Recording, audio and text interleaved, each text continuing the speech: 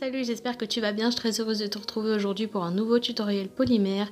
Et aujourd'hui, on va réaliser ce petit cheesecake miniature, donc avec un coulis et des groseilles, on va dire que c'est ça. Donc si ce tutoriel t'intéresse, je t'invite à regarder la suite de la vidéo et tout de suite la liste du matériel. Je te souhaite un très bon visionnage. C'est parti!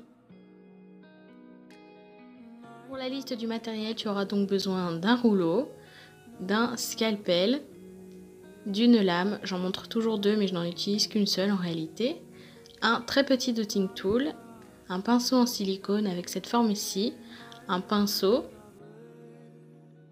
un outil en plastique ou une spatule, des petits bâtonnets de bois, un petit emporte-pièce rond, un support, de la fimo liquide. Pour la polymère, j'ai utilisé donc du merlot, du champagne ainsi que du blanc. Et j'ai également utilisé des pastels secs. On va commencer par réaliser le biscuit du cheesecake avec notre pâte champagne. Et je viens prendre 4 morceaux de bâtonnets de bois comme ceci, donc des bâtons d'esquimau que je dispose de cette façon de part et d'autre de ma boule de pâte. Et comme ça va faire une même épaisseur sur toute ma pâte et que ce soit bien égal partout. Et je l'étale donc avec mon rouleau. Ensuite, je vais venir emporte-piécer avec mon petit emporte-pièce rond, donc vous faites la taille que vous souhaitez, sachant que ce sera la taille finale de votre cheesecake.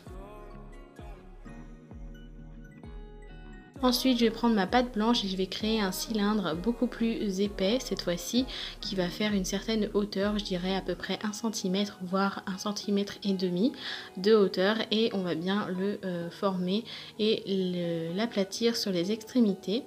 Ensuite, on va raccorder les deux morceaux, donc la partie biscuit et la partie blanche qui va être la partie cheesecake, donc la partie fromage blanc. Avec ma lame, je vais venir raccorder les deux parties entre elles et je vais venir texturer le biscuit avec mon dotting tool.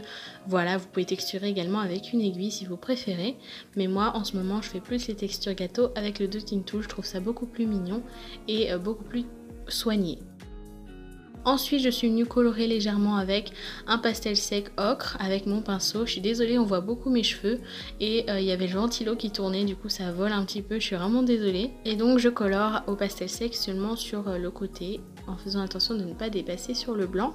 Ensuite, je viens prendre ma pâte merlot et je vais venir former un boudin très fin et je vais venir découper des petits morceaux proportionnels à la taille de mon cheesecake qui vont servir à réaliser les petites groseilles ou les petits fruits rouges que je vais disposer sur le dessus de mon cheesecake. Et donc je forme des toutes petites boules dans le creux de ma main et bien évidemment vous pouvez faire un autre fruit, vous pouvez mettre également des citrons, une canne citron par exemple.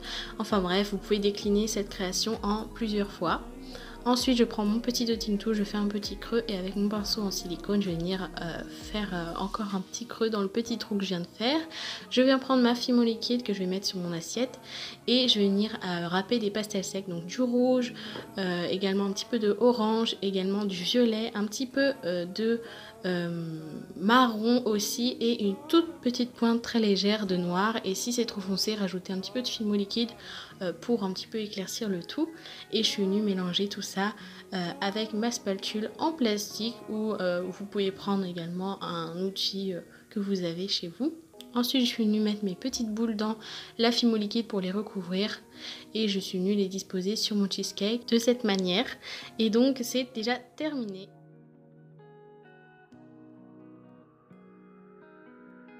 Donc voilà, ce tutoriel est à présent terminé, j'espère qu'il t'aura plu. Si c'est le cas, n'hésite pas à le liker, à commenter pour me dire ce que tu en as pensé et à t'abonner à ma chaîne YouTube, ça me ferait super plaisir, en n'oubliant pas d'activer la petite cloche pour être au courant de mes prochaines vidéos. Et sur ce, je te fais très gros bisous, prends soin de toi, je te dis à bientôt pour une prochaine vidéo. Bye!